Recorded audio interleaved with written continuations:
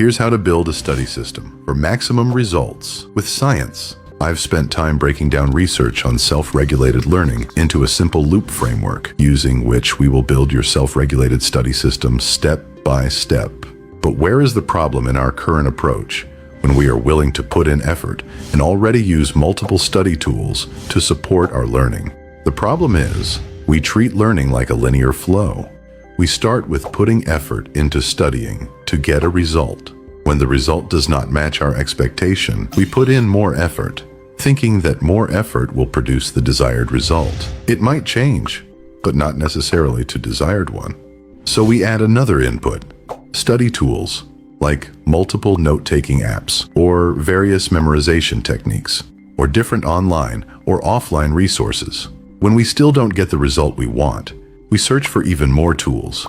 We keep changing what we put into the system, but we do not examine why the results are not improving. After repeating this pattern, we begin to feel out of control and start associating learning with stress. But learning does not have to feel this way.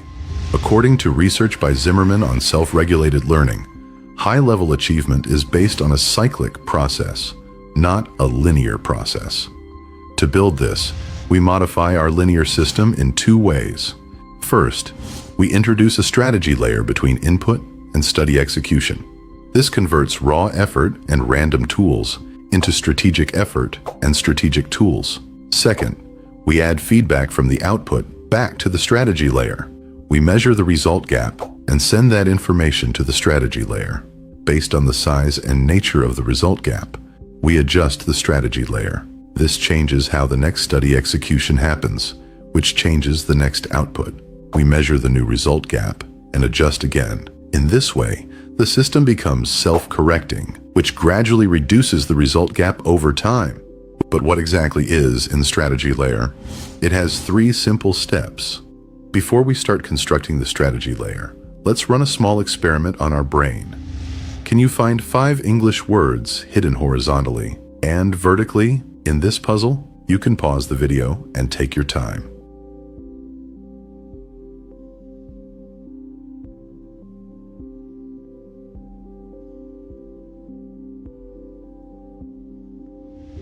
Now try another puzzle. Can you find word mission 5 times in this puzzle? You can pause the video and take your time.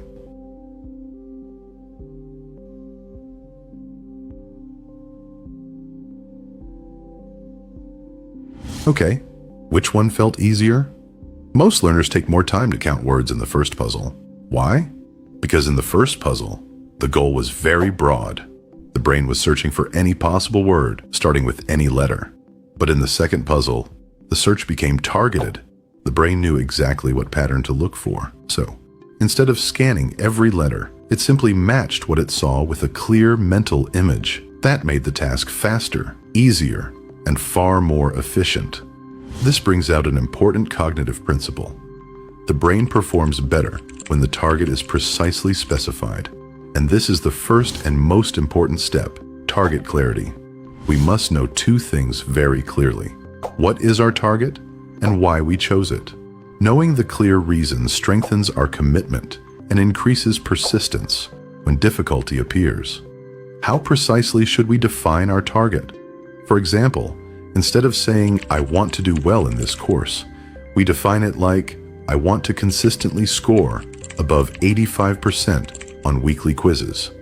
Or instead of saying, "I want to learn this language in 6 months," we define it more clearly.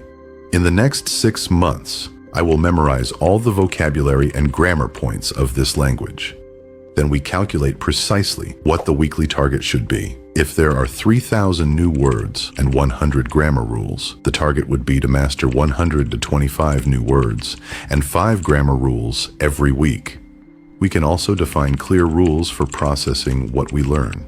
For example, whenever I study a concept, I will recall it aloud as if I am explaining it to a 10-year-old. When the target is clear, it becomes easy to divide it into smaller checkpoints. These checkpoints allow us to measure progress frequently, which later becomes the foundation of our feedback loop. The next step in this layer is priority mapping. Research shows that our short-term memory capacity is strictly limited When it is filled with emotional stress or confusion, very little space is left for actual learning. When we clearly decide the sequence of our activities and prioritize how and what we study, we reduce this mental clutter. This frees more mental resources to focus on actual learning. So we organize priorities into 3 levels. First, we create a prioritized sequence of activities. Second, we prioritize how to study. And third, we prioritize what to study. Along with studying, many things take our time. We sleep, exercise, work, help at home, travel, spend time with family and friends, and so on. If poor sleep makes it difficult to focus, then sleep should come before forcing extra study time. Or, if someone has back pain from sitting too long, then stretching or exercising may be more important than adding another hour of sitting and studying. The idea is to stay away from emotional disruptions.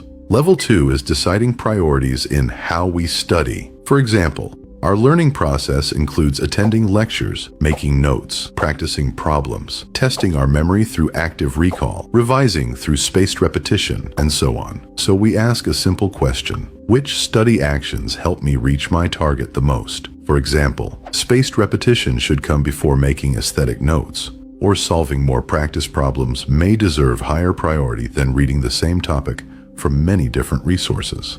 Then comes level 3, which is deciding priorities. In what we study, we decide what subjects or topics deserve more attention. If our target is to build a competitive skill set for the job market, then we should give more time to core technical subjects that employers value, even if those subjects are difficult and don't always result in perfect grades.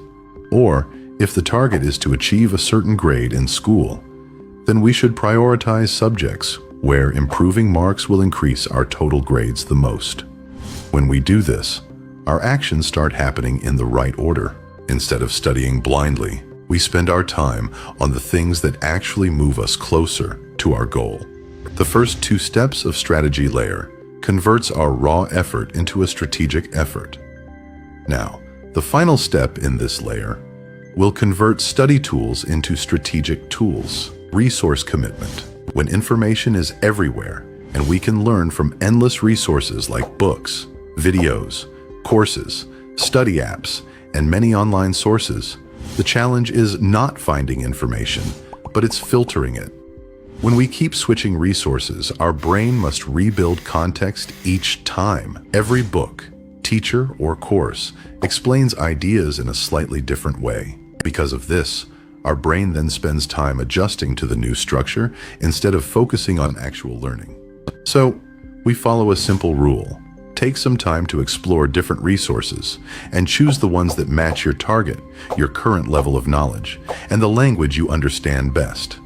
After you have built your brain's own understanding, you can explore other books or courses if you want to expand or compare ideas. Now that we have designed our strategy layer, the next step is to test whether it actually works. This is the second part of our system, the feedback loop. Remember, we already divided our big goal into small checkpoints in step 1 of the strategy layer. Each time we reach one checkpoint, that completes one study cycle. After each study cycle, we pause and ask 3 simple questions. Did I get the result I wanted? Was the result worth the effort I put in? And how did I feel during the cycle? If everything looks good, we continue with the same system. But if there is a result gap, low return for effort, or negative feelings like exhaustion or stress, it means something inside the strategy layer needs improvement. The problem is usually in one of these 3 steps. I have made a table for you to help with this process. It shows the problems you may face, the reason behind each problem in the strategy layer, what it means, and how to fix it. You can download these tables from the website dfog.online, or simply take a screenshot from this video and use them whenever you check your progress. They will help you quickly find what went wrong and what to improve next. Once we identify the cause, we fix it, continue to the next checkpoint, and test again. By repeating this process again and again, the system improves itself until your results become strong, consistent, and sustainable. You can find the complete system design step by step on the website dfog.online. Subscribe to the newsletter on the website to get updates and new tools that support your learning system. If you have any doubts or questions, feel free to send them through the website. The link is also in the description.